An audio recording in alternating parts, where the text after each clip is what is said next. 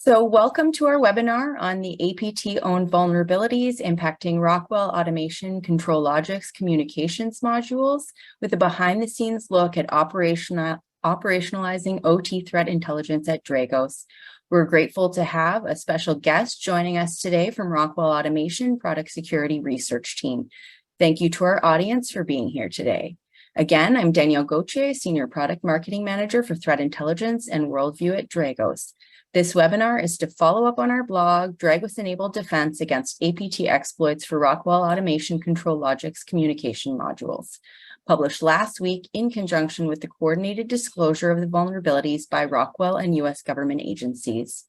Now, before we get started, a few housekeeping items. This webinar is being recorded and the recording will be emailed to everyone after the session. Also, your microphones have been muted, but we still want you to interact with us. So please use the Q&A chat feature to submit any questions you have, and we'll try to get all your questions at the end. First, I'd like to introduce the speakers from Dragos. We have Jimmy Wiley, Technical Lead Malware Analyst, and Kimberly Graham, Senior Director, Product Management. As well, joining us from Rockwell Automation, we have Maggie Morganti, Product Security Research Manager. And with that, I will pass it off to our speakers. Thank you, Danielle. So just to briefly review the agenda so you know what's going on. So I will be going over just the Dragos ecosystem and platform and our offerings, just to contextualize really the story that you're about to hear and details that you're going to hear from Jimmy and Maggie. And then they'll just take it from there and they'll go over a background of what's happened thus far, so you know the kind of the story behind it. Also, a deeper dive into the vulnerability itself. And we'll talk about things like how we worked with our intelligence sharing partners, how that interacted and involved Neighborhood Keeper and OT Watch, the two Dragos offerings, and then there'll be some mitigations and takeaways at the end. So I'll kick it off here with an overview of the platform. And I'll try to keep this brief because we want to get to the exciting part. We all know you want to hear from Maggie and Jimmy.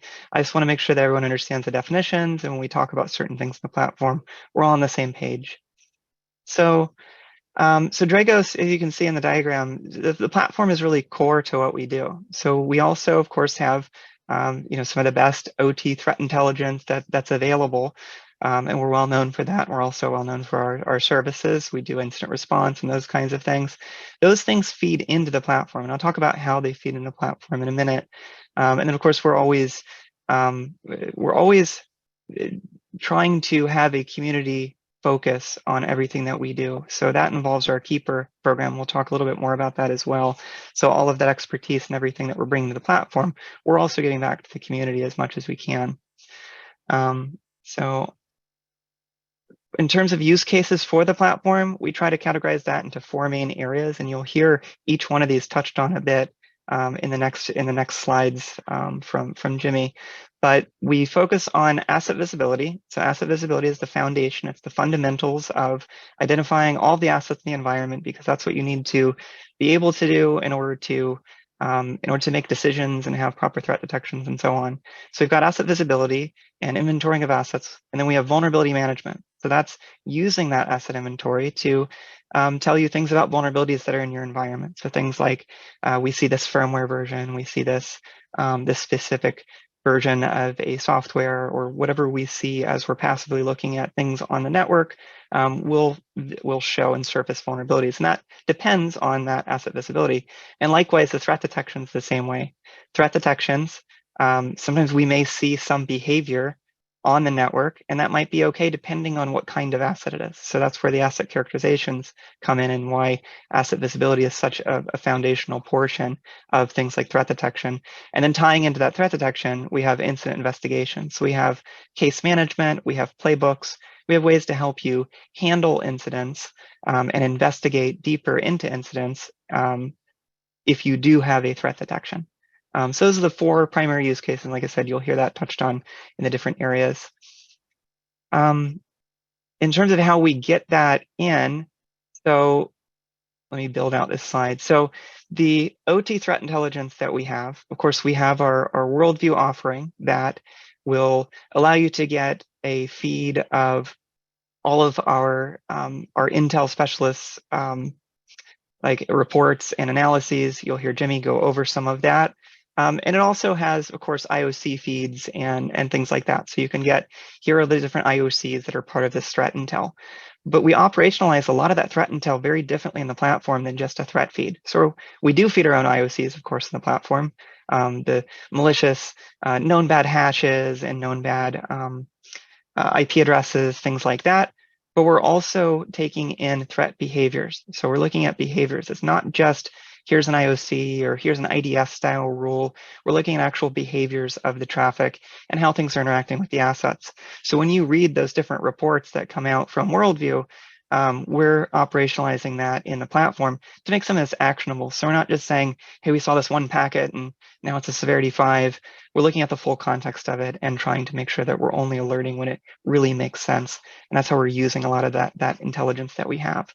And then on our services side, they are constantly being exposed to real world situations. We are known for having a lot of the top ICS security folks in the business at Dragos. But we didn't just hire a team and say, okay, now come here, and now they get stagnant, they get stale. They're out in the field and they're working on these different incident response or network vulnerability assessments. They're continuing to maintain that real world experience. And that gets put that back into the platform as well in things like playbooks and sometimes different new analytics we may see in the field if there's something that makes sense to specific types of threat hunting or incident response. So that experience that we have is also coming into the platform. And likewise on the vulnerability side, I don't have pictured here, but we're also pulling in mitigation advice, and you'll hear that as well in here, because a lot of times the right answer is to deploy a patch. That might not be the possible answer in some cases. So as we provide alternative mitigation advice that we feel is something that would offer some level of mitigation outside of just the patch. So the way that we get that into the platform is through what we call knowledge packs. So knowledge packs are the ways that we extend the platform to include new things, new detections, new vulnerability detections, new threat detections, detections for new activity groups, things like that, but also characterizations. So how do we identify assets? That could be a new protocol. So that knowledge pack can extend the platform to include a new protocol or a tweak to a protocol, because we all know that sometimes the protocols change and shift over time. There may be non-standard implementations. So as we can enhance those come to the knowledge packs. And also the characterization of the devices themselves. Using those protocols, how do we make sure that we can identify all the different vendors that use those protocols and so on? And then on the playbooks, like I said before, a lot of that is sourced from our internal teams who have that real world experience. They may be the protocol may be the playbook may be something simple that's just, here's some information around this protocol. If you see it, like the example there, RDP, this is something that we see some remote access type activity. It may be behaviors. It may be specific things that are specific to a detection. We may say, we see an exploit for this specific vulnerability. Here's what you need to go do in order to gather more information in order to properly handle this as an incident. That's all included in the playbook, so you're not just left on your own. And then moving on to some other things that you'll hear us talk about OT Watch.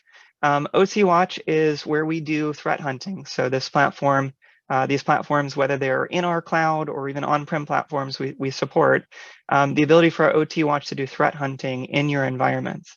So this allows us to work with our customers and make sure that we're looking at threats not just in their environment, but across all the environments that we're able to see within our OT Watch umbrella. So there's a lot of benefit to being able to have that level of visibility that we have, and it benefits and cross benefits all of our customers. And we're doing things like alert triaging and other things like that as part of that as a package. But you hear us talk about OT Watch, and that is something that is an add-on to the Dragos platform. And then you'll hear us talk about Neighborhood Keeper as well. So that's our community defense. So that's where we provide this community-wide visibility. You'll sometimes hear it called collective defense. This is a free program. It is opt-in, so it's not something that anyone is signed up for by default. It is something that we encourage our customers to sign up for. There's a nice way to do that anonymously. So you can self-register for Neighborhood Keeper. And this allows us to get anonymous information. So as an OT Watch, of course, we're working directly with our customers, so we know what those environments are. With Neighborhood Keeper, we're sending just high-level metadata and telemetry from the different environments, completely anonymized. So that way we can use that for our own threat research. We can use that to feedback in the community. And then also, and almost more importantly, our customers can collaborate with each other within the platform, as well as government partners, industry partners like ISACs can all collaborate and and message. And you'll hear about some of that interaction later on as well. But you're able to not just look at your own data, you're looking at data across your industry or your region or a cross section of your industry and your region, things like that. So it's a very, very good program. We've gotten a lot of good feedback from customers on it, but it is free, it is opt-in, it is anonymous, and it's something that we definitely recommend. I think you'll hear some more about the value of that in a minute.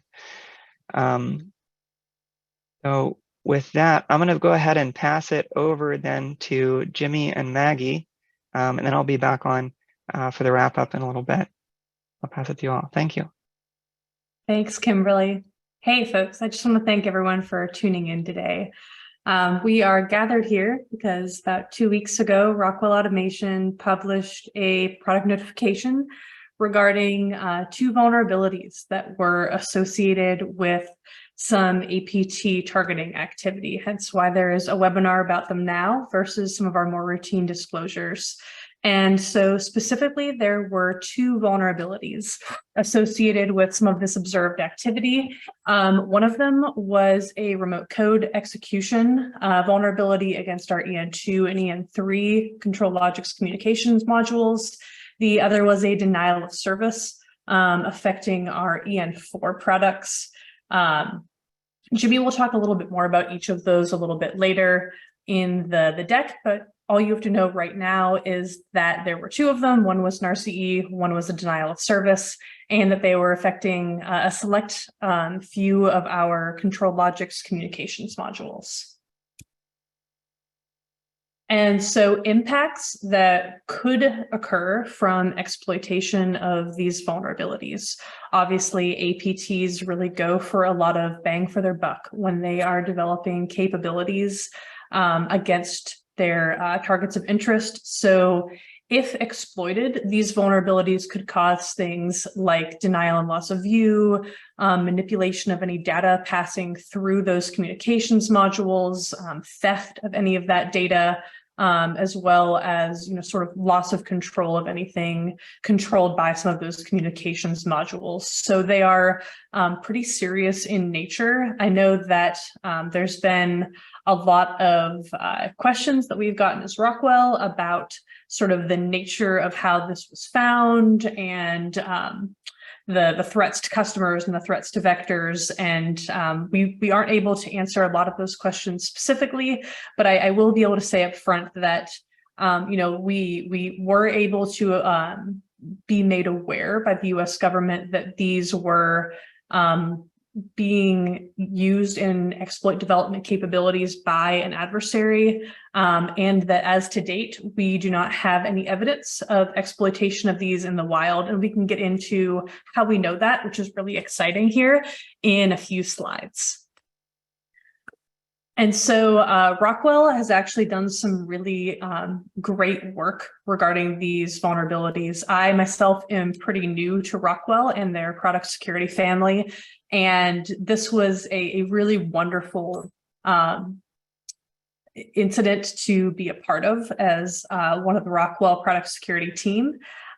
So if you go to our product notification or if you go to the CISA disclosure, you'll see all of this information. A few call outs that I just want to speak to on this slide here are that Rockwell did go back and fix out of support modules. So if you have any of our older lines that are traditionally out of support for patching, we did go back and fix those for this set of vulnerabilities because of the severity and nature and because that there was known APT targeting. So we have full coverage on patching for everything that was affected. Also, we've gotten a lot of customer questions about some of the signed versus unsigned firmware. And so I wanted to take a moment to address that the 5.009 and the 5.029 patches are very similar or identical in nature. It is simply that one of them is the unsigned firmware, so that customers are able to roll back if for whatever reason they would need to, whereas the 5.029 is signed firmware that once you upgrade to that, you wouldn't necessarily be able to roll back to unsigned firmware. We obviously encourage customers to use signed firmware wherever and whenever possible. It helps you know that the firmware is us. It helps us protect you. And it's just the best option all around for everyone if you're able to do it. We also, for the EN4s, again, went back and provided patching for all of these. You can find all of this information in our knowledge base article. It is behind a login wall, so you would have to make a login in order to view those. You can also view this in the Dragos AA report, as well as the scissor release. I will also say that in the Rockwell product notification, you will also be able to find clear text detection rules that you can deploy in your environments, just as an added bonus for these that we've offered as a mitigation. So all that information you are able to find in any of these resources listed. And in addition to the really amazing work that happened on the Rockwell side on our product and engineering teams, this was a really amazing group effort to be a part of. I think that this is probably the best case study that I am aware of in industry for the power of collaboration, both across the OEMs, across the government, across the security vendors. Initially in early 2023, Rockwell was made aware of this activity by US government partners. We worked really closely with them to analyze these exploits and analyze the types of threats that it could cause to our customer base, and really dig into what was affected and what wasn't, and work with them to triage and analyze that information.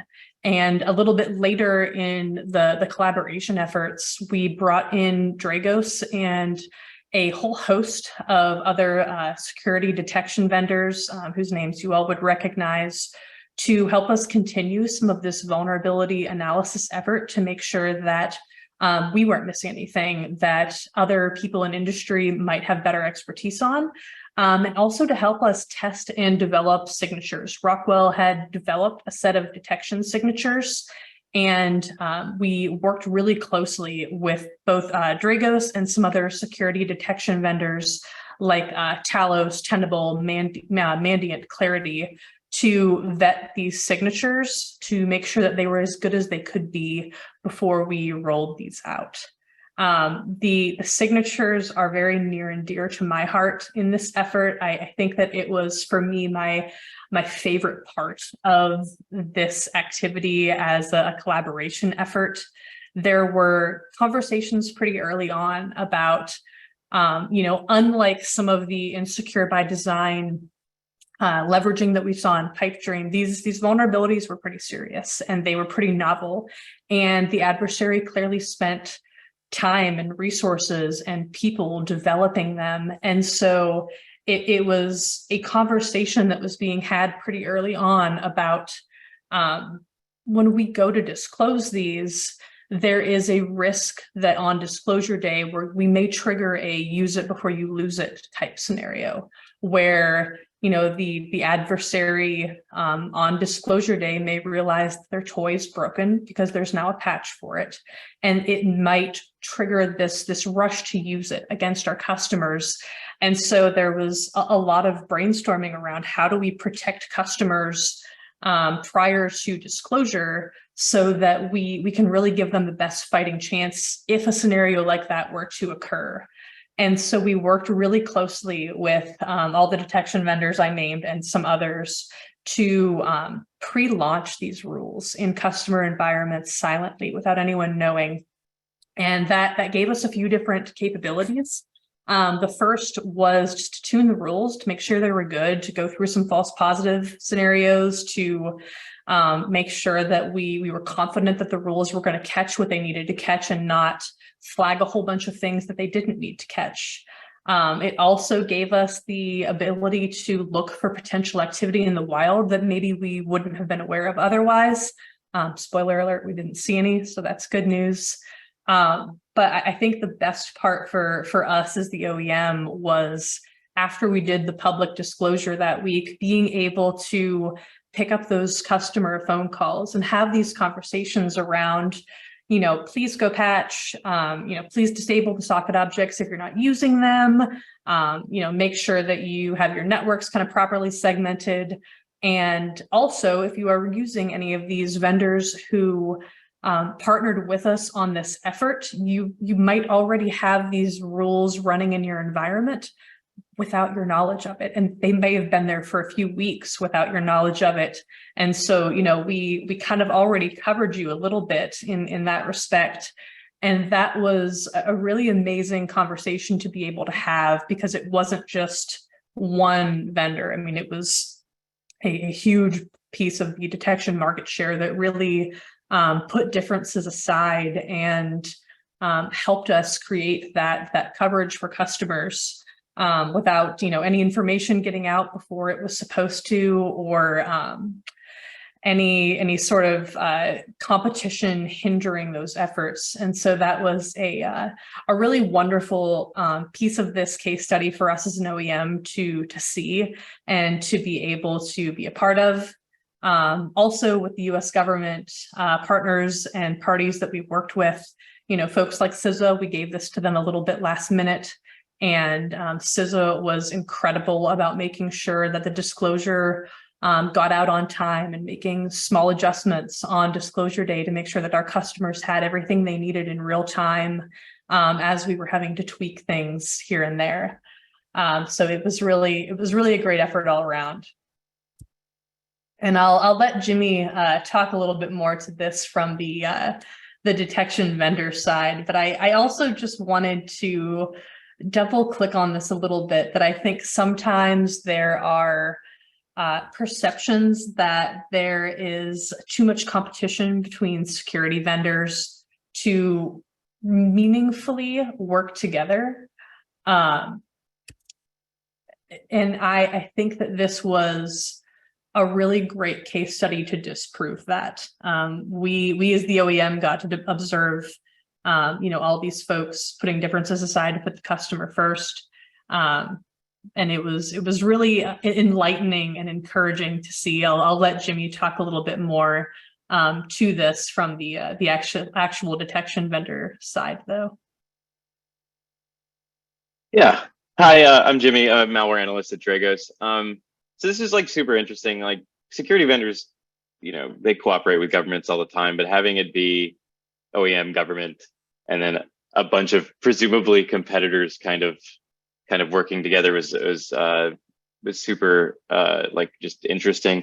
There's this like old saying that I hear like other folks at Dragos say about like analysts, and the only thing that analyst 1 and analyst 2 can agree on is that analyst 3 is wrong.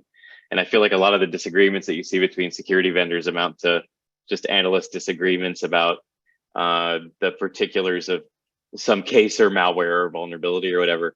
But in this case, it was really, for the most part, chill and professional, and everyone kind of approached it with sort of this aspect of mutual respect. Like, I guess for the most part, like expertise wasn't questioned, which is a lot of times what you worry about when you're dealing with competitors and who does what. So that was really fun. And generally because of it, we were able to develop really good signatures that were tested across the visibility of multiple vendors, and then deploy those to our respective customer bases to kind of get detections out to as many people as possible. So, that said, we're going to talk about like what Dragos worked on behind the scenes. So we're participating as collaboration. So what are we taking? Well, Rockwell passed us some PCAPs and information about these vulnerabilities. And so we just started with the analysis process, looking at the PCAPs, trying to figure out what was going on. It's primarily device analysis. So looking at the comms modules, analyzing firmware from those modules, looking at the PCAPs, trying to figure out like what would make good detections. And so In that case, we would test signatures that we were passed from Rockwell to make sure they didn't queue any false positives, like inside of our own internal repo of PCAPs. Once we were confident we were going to blow things up, we would deploy those things to Neighborhood Keeper and OT Watch so we could get results from our customers, and kind of taking those results and trying to see if we could find new detections, and also analyzing any false positive hits to try to tune and tighten those signatures. Sort of combined with that, or maybe parallel to that, when we deploy things to OT Watch and Neighborhood Keeper, we're also looking for the activity to see if we see the stuff around. And the whole time we're passing this information back to the collaboration, anything that we notice about the signatures, any false positive activity that could mess with the signatures that other people need to be made aware of, we're passing back to the collaboration. And sort of I wouldn't say the exact same process, but a similar information sharing was happening from the other vendors. So when another vendor noticed something about one of the signatures, they would post that information and we would all take it back, retest, and do this whole process over again. So to understand these vulnerabilities in general, you sort of have to understand SIP, and it's where we started. Some of us had sort of experience with SIP previously, because this isn't the first time we're dealing with Rockwell equipment. But it's kind of helpful to kind of to explain like a little bit of background about this. I do want to caveat a couple things here. One, I meant to bring this up before. I know that my title says malware analyst. I'm talking about vulnerabilities, and we do have vulnerability analysts at Dragos. I just want to say that on our team, we switch hits sometimes because we're all reverse engineers, which is why you have me and not another vulnerability analyst talking about these things. When it comes to SIP, I'm sure there are people on this call that are experts at SIP, just given the kinds of people that attend our webinar. And I want to caveat this now with, this is like a 30,000 foot overview of how SIP works. Because I know there's going to be like that one person that's like, well, SIP technically works like one way or the other. Yeah, I get it. But, we're explaining this to, a bunch of people now. So I'm just going to give like the most basic kind of overview of this protocol, just so that we can get to the vulnerability stuff. So the first thing is that SIP, or Common Industrial Protocol, is a protocol for monitoring and administering industrial controllers. It's commonly seen in Rockwell automation devices, but it's a standard that's used across many industrial vendors. It's managed by the ODVA. You can go to their website and find all kinds of information on it. Both of these vulnerabilities target SIP target implementations of particular objects in SIP.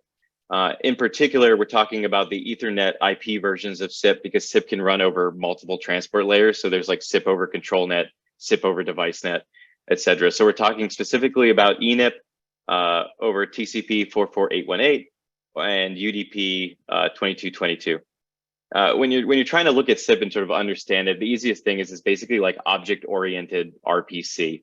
A device is essentially represented as a collection of objects that are behind a bunch of connection management for communications. So a SIP client will send a message to a device. In this case, we just have like a say hello request. The connection manager and, sorry, that should say a message router. The message router will send those messages to the appropriate object. The object will look at the request, take the action or return the value, whatever, and it gets sent back to a response to the SIP client. So the SIP client understands like what's what. The protocol has some mechanisms inside for identifying which object is responding, which request, what the original request was. So all the responses are labeled. And then after that, you have the data. And all this stuff is important because it's, again, very much object orientation. There are types involved that define the formats of the messages and the lengths and how you should parse it, et cetera, et cetera. So the main thing is you have a bunch of objects that are sitting on the device that export these services and possibly attributes. This is a lot like methods and like sort of your internal state in like something like Java. And then clients invoke these services. And then there's some essentially global services for like reading attributes and doing some other things.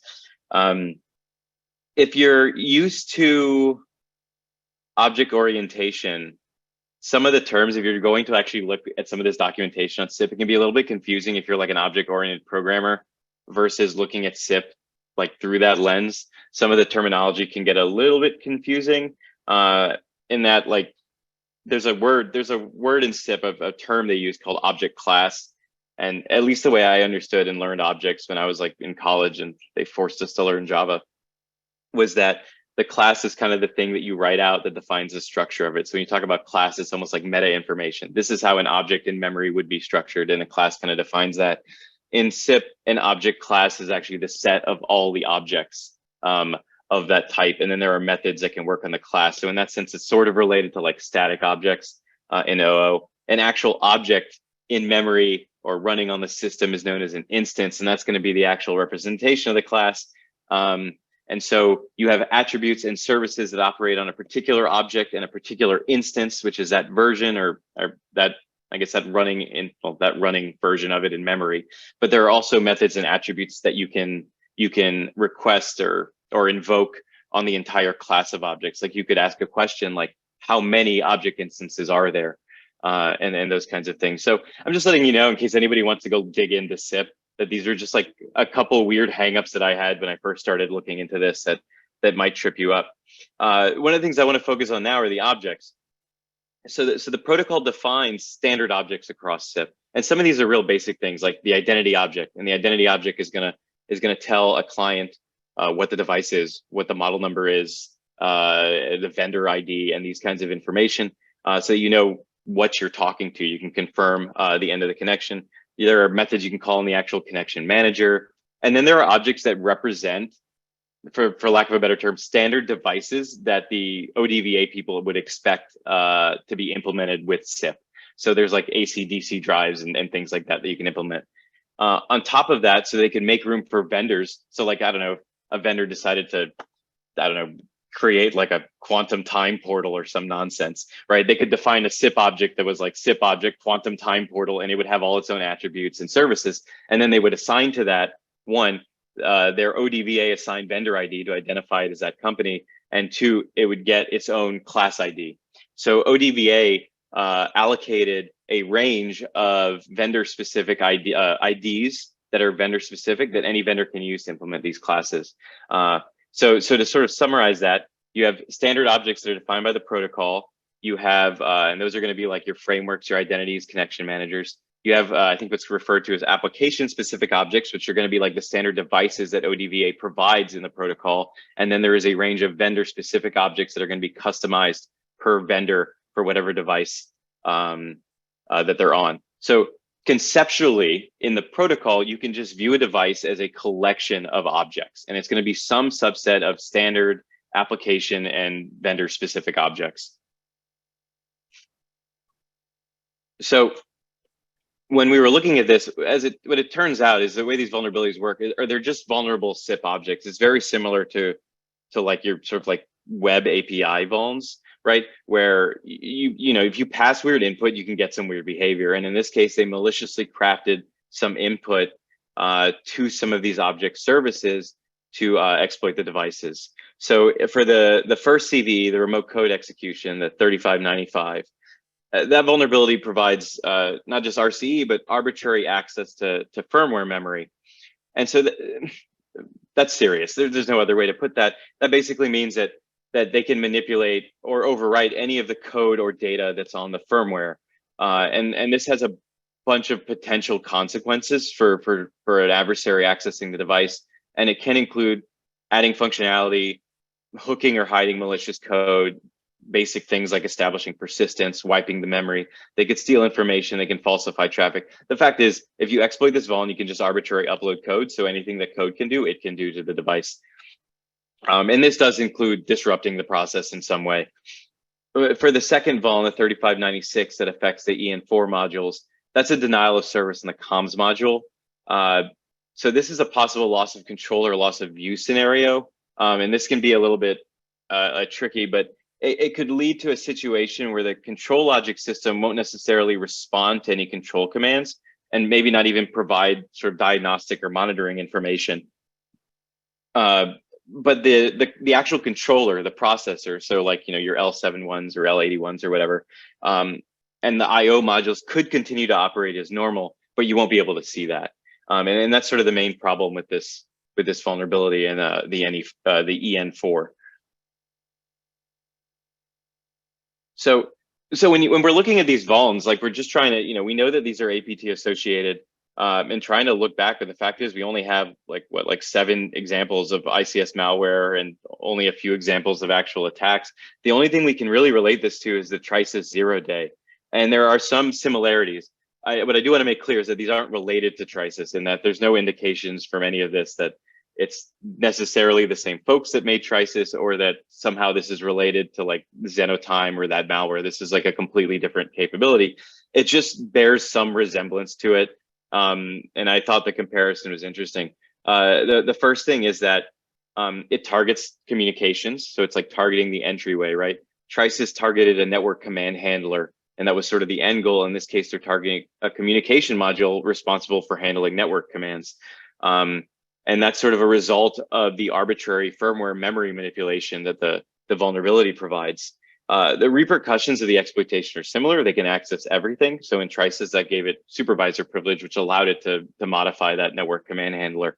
And the last thing, which is even more pernicious, which is the part that kind of makes this really, I don't know, I'm gonna just say crappy, is that like incident response and forensics could possibly be affected. So if you have something that could run, it's essentially a rootkit at this point. So it can do all the things. If you sort of like think about it maybe more analogously to like a Windows system, when a rootkit gets installed, it can install something like a network driver that modifies your network comms, right? That's the kind of thing that could happen here. But in particular, if the adversary manages to spot the interfaces that are used for forensics and incident response, they could either hide themselves from those tools or just manipulate the tools so they don't respond correctly or pass bad data and these kinds of things. So what's bad about this is like if you detect exploitation of these things, the controller kind of becomes untrustworthy, and it really does merit like a sort of taking it off the network, sending it back to Rockwell and a bunch of things. So the repercussions of this could be disruptive if you detect it, you know, even if they don't manage to do something disruptive with the actual exploits. Okay. So in terms of in MITRE ATT&CK speak, these are the sort of impacts of both CVEs. So on the left-hand side, we have the RCE vulnerability, which would cause loss and denial of view, manipulation of view and control, a denial of control, and then general theft and loss of productivity and revenue. On the DOS side of things, it's loss and denial of view and possibly denial of control, and then the disruption associated that could cause a loss of productivity and revenue. So that was like sort of like the main analysis and like what the vulnerabilities did. But like, what were we actually doing under the covers here at Dragos, and like what this process looked like with Neighborhood Keeper and OT Watch, right? Part of the reason we're talking about this so we can talk about some of the telemetry and then the sort of advantages that this gives us in the collaboration with our own customers and partners for sort of making signatures, but also kind of seeing what's out there. So we basically analyzed the PCAPs, and that gave us a set of data. Using that data, we use that data to inform our former reverse engineering process, which is like using your sort of standard RE tools like Ghidra, IDAPRO, and you know, other plugins and just basic analyst time and sweat and blood. And that also informed our sort of initial signature analytic creation. We also had signatures that Rockwell would give us. We would test those in-house against our own data set. We would deploy those to Neighborhood Keeper and OT Watch, and we'd grab those results back. We would look at those results for false positives and tuning. We would take the results from our in-house testing and also Neighborhood Watch, and we'd look at the signatures again and see, well, can these things be bypassed though? SIP is a really complicated protocol under the covers, especially when it comes to that connection manager and message routing. And there are multiple ways to send the same kind of message. So we wanted to make sure that we had all of our bases covered. So once we had that, we just started the cycle over again. We passed that information to Rockwell and our other collaborators so they could take a look at the signatures and vice versa. And then we sort of start that cycle over until we had like a solid set of signatures that we could deploy to our products. So some of the results from that, you know, some of the rule ideas we just had to discard as too false positive prone, and others we just sort of tuned and fixed. So it was pretty straightforward in that sense. When we were scanning OT Watch and Neighborhood Keeper, we got 9 hits in OT Watch and 7 hits in Neighborhood Keeper across the water, food and beverage, and manufacturing industries, which really wasn't what we were expecting. I think normally, I don't know if maybe it's just because of the older attacks and the bias of that, but you know, we're sort of looking at a lot of times like oil and gas and electric. And so seeing like water and food and beverage, we're like, what the heck is going on? On top of that, after we kind of looked at the analytics that fired and some of the data from OT Watch, we're like, wait, hold on, this is a beer brewery. This is not what we were expecting. And it turned out, like, once we looked at it, it was an EWS talking to a panel view terminal. So that was a Rockwell automation, but it was just the wrong equipment that happened to be using similar SIP messages. And so we just had to tune to get rid of some of the panel view hits so that wouldn't happen again. And in all of these situations, we would pass that information back to Rockwell so they understood what was going on, and so that we could distribute those signatures, and then everybody would be on the same sort of working set of detection information. Yeah, and I know if I can hop in there, Jimmy, it was Yeah, go ahead. It was a really unique opportunity for us as Rockwell to be able to get these rules into Keeper. It was really valuable for us to be able to early deploy those rules to cover some of those sectors of critical infrastructure and also get some of that visibility early. So that was really awesome work by the Dragos and the DOE folks for giving us that capability through Neighborhood Keeper. That was exciting for us.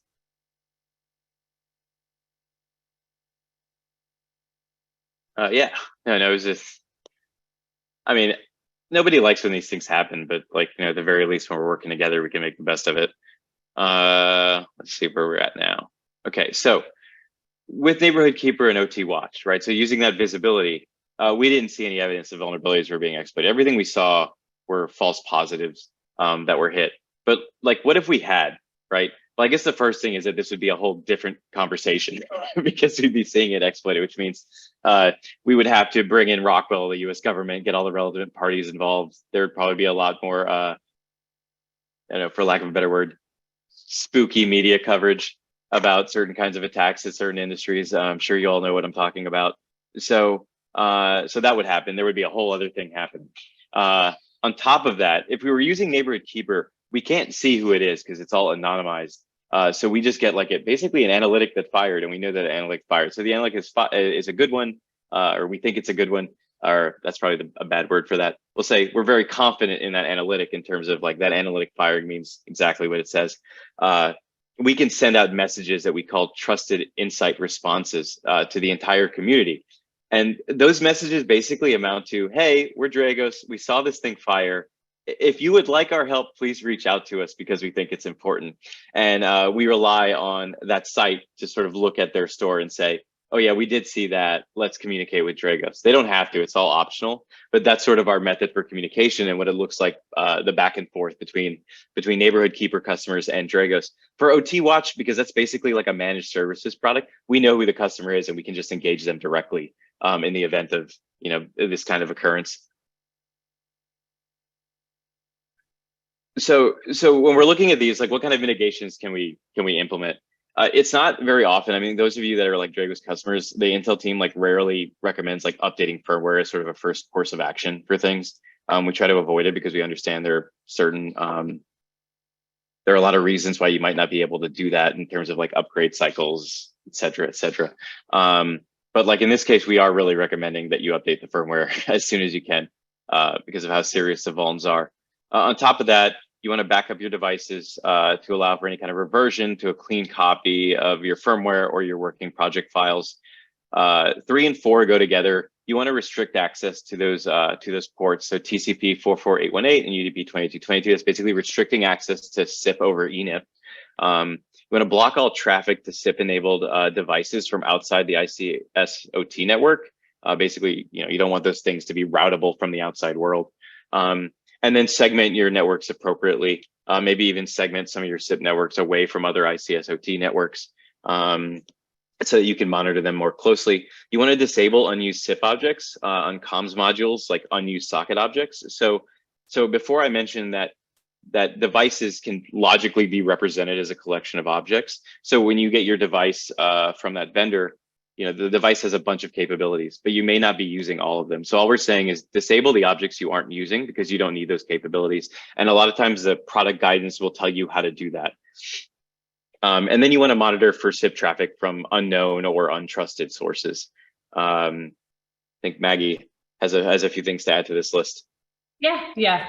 Definitely want to emphasize like disabling your unused socket objects. So if you're using those, obviously that's not going to be an option for you. But if you are not leveraging that capability, definitely don't leave those open if you don't have to. I know we've gotten customer questions quite a bit lately about does SIP security protect against this? And so I wanted to use this webinar as an opportunity to address that, because it's a question we've gotten from the Rockwell side of the house. The EN4s are the only class of these modules that support SIP.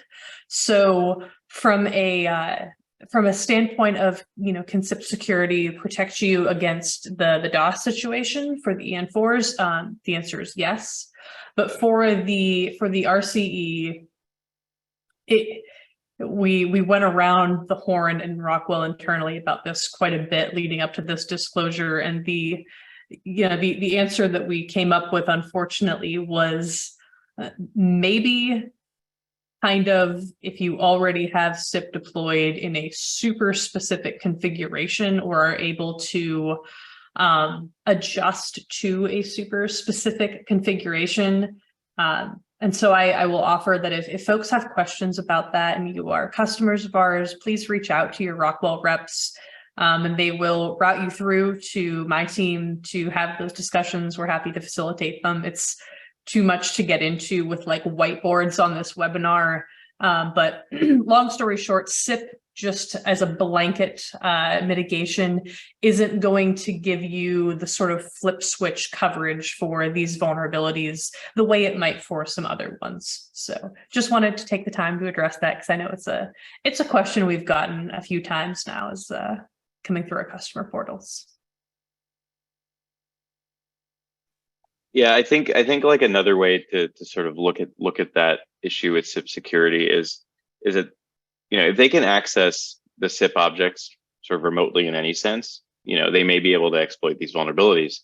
So, as standard practice, we sort of recommend like enabling the SIP data authentication integrity, right? So that you just have trusted people communicating with your device. But the fact is, if like creds get stolen or someone that's unauthorized gets access to these creds and can log in and access these objects, the vulnerabilities still exist, right? And could potentially be leveraged.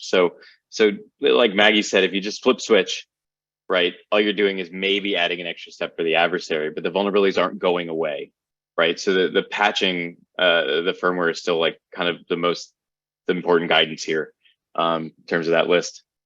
Yeah, and also I don't think it's on this list, maybe it is, but in our product notification, we have the clear text detection rules for anyone who is interested in rolling those out or checking with their vendors to make sure that they have the most up-to-date detection rules. So if you are a Rockwell customer and you have access to our knowledge-based product notification, just know that we also have the full clear text detection rules in there for you that you can also leverage as a mitigation. Yeah, and I think before we move on to the next bit with Kim, just sort of generally for reference, right? There's the Rockwell product notification in their knowledge base that you want to look at for reference. If you're a Dragos customer, there's an AA that has some analysis of this, sort of a little bit more detail than what we put in these slides, along with some other sort of recommendations, et cetera. And then there's also the scissor release that's kind of fully public that you can go look at that echoes a lot of the advice from the Rockwell advisory. And I think with that, we'll hand it back to Kim. Thanks, Jimmy and Maggie. All right, so these are takeaways for Dragos customers. So if you're a Dragos customer, there's some things that you're probably waiting for, and those are things like knowledge packs I talked about earlier. So this KP 2023-004, that is slated to come out this evening. So you'll see that posted. So you should have that in hand either today or tomorrow morning, depending on when you want to collect it. And that will provide detections for the exploits against any of these vulnerabilities that are listed in that specific alert advisory. If you're a Worldview customer, feel free to also look up that alert advisory. You probably already have, it's in our reference material, but definitely look at that. And then if you're a platform customer also, we'll have a dashboard. There's a dashboard that's available in our customer portal that will allow you to better identify vulnerable devices. So we do track a lot of these firmware versions that are going across the wire, and we're able to surface that. The dashboard is probably the best way to get to that, since you'll have that all in one spot. And then if you need anything, of course, we just contact your account team, and they can assist with any of this, whether it's links to these different items, deployment questions, anything that's specific to your environment, or something that's different. And with that, I think we're going to go to the Q&A next, and I'm going to pass it back over to Jimmy to kind of do the moderation. I think we have a handful of questions, and feel free to send more in, and we'll try to get to them if we can. Yeah, it looks like we have a few minutes left. So I think that we'll start with a question here. It says, we see that APT groups are using a vulnerability based on SIP protocol, so other companies like Schneider Electric, Omron, etc., could be vulnerable too. As far as we know, this is specific to an implementation that resides on those Rockwell devices. With SIP, it is weird. Like, this isn't a protocol vulnerability where there's something wrong with the standard that's applicable to any implementation, nor is it like a case where there's like some like SIP shared network stack that all of these vendors are sharing and all of them are vulnerable. So we did discuss this a little bit with Rockwell in terms of whether or not like other Rockwell, that was one of the first questions I think we asked, was like, well, what about other devices that use SIP, right? And as far as we know, it's limited to the EN2 and EN3 and EN4 modules running those particular firmware versions. Yeah, we did a full impact assessment internally for Rockwell to do that check ourselves to make sure that we had a full grasp of what would fall under the affected versus unaffected umbrellas. Sorry, I'm looking through a couple more of these questions. Some of them are, let's see. Some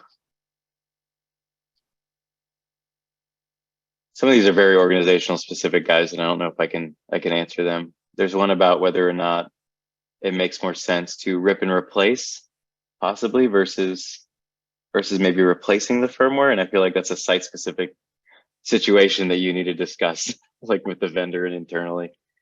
Let's see. When you say test in-house, what does that actually look like?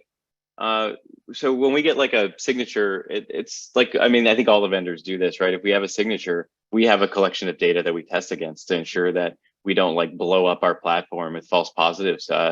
So we have like a repo of malware that we test against. We have a repo of PCAPs that we've collected and we use whenever we're developing protocols. We exercise all sorts of bits of the protocols and collect PCAPs of it so that we know like, oh yeah, this is weird traffic, this is good traffic. So we have this whole pile of it that we can just run the signatures on and see where they fire, and then look at the PCAP and say, where did we get this from? To see whether or not that signature is a good one or not. And so that's what our in-house testing is. It's just, I don't know a right way to describe that, but you're just testing it against a pool of proprietary data that we've collected.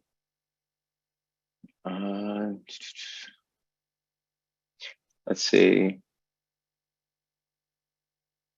I think probably I'm going to let Maggie handle this one. So if confirmed communication is blocked through TCP 44818 and UDP 2222 between the enterprise and OT network, given this threat and potential impacts of exploitation, what would be your opinion on the time frame to allow manufacturing sites to complete all patching? Do you see this as a 30-day, 60-day, or a yesterday situation? Yeah, I think that I think it depends. I mean, obviously our preference, given the APT activity nature around these vulnerabilities, is always going to be yesterday. It's the OEM, right? We would love to see as much patching as is possible happen very quickly to make sure that full coverage happens. You know, that being said, we also understand the complications around patching yesterday. And I think that if there are mitigations in place that can buy you time if you have that traffic blocked and if you have the detection rules in place. That can give you some coverage while you are looking at what is realistic for your site for soonest availability to do a patch. Yeah, let's see. Okay, we have a couple more minutes. Let's see. Just sort of blanketly, there might be some other questions. Like, we are an Intel team, and we don't really talk about our sources. So like who we collaborate with and who we get information from, et cetera, unless those folks want to be named or said, like, you know, they want to take credit for whatever information they give. We don't disclose those things. So those kinds of questions I can't answer. Can you send? Oh, go ahead, Jimmy. Oh, no, go ahead if you're going to add on to that. I was going to go to the next question. Oh, no, I was gonna, there's one in here about the how you all tuned out some of the false positives that I think might be an interesting, it's by Brad Miller. That might be an interesting discussion point, because I know that you all did some interesting work around tuning out false positives. Yeah, I mean, it's just a lot of testing. I mean, I didn't know how else to put that. It's a lot of running it. And we also like kind of converted it to like Suricata too, and like played around with that and looking at pre-processing engines and all this other kind of stuff. We looked at, Reed in particular dug into how like SIP messaging works under the covers to understand under what circumstances you could actually get this message to the device and which ways it can go back and forth, right?